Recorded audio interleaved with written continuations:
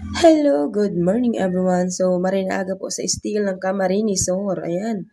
So, good morning, good morning, good morning. Ayan. So, meron po tayo guys kopya ng Pitsa 14-15, yung mga lumabas. Ano? So, ang sumada po natin ay nasa gitna. Yan po ang inyong tatayaan mula umaga hanggang gabi. So, ang magtatanong guys, pwede bang alagaan? Siyempre po, pwede alagaan niyo po kahit 3 days to 7 days. Wala naman pong problema. Dahil po yan ay sinumada natin. Halos magdadalawang oras ako guys bago natapos ng pagsumada ng inyong lugar. So, 55 nation kasi guys yung sinusumada ko, napakarami.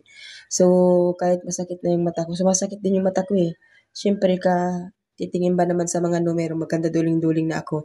Okay, still po tayo ng binggit. Ang lumabas po ay 17, 18, 25, 31 at 28, 32 kahapon. So, pitsa 16 ngayon guys, baka magpitsada tayo. No? So, 16, 19, 23 at 27. So, next natin guys ay Ilocos Sur. So, sa Ilocos Sur naman po ay 16, 29, 23 at 29. Okay? So, yan po ang sumada natin sa Ilocos Sur. So, maraming salamat po and God bless po sa inyo lahat. Good luck everyone!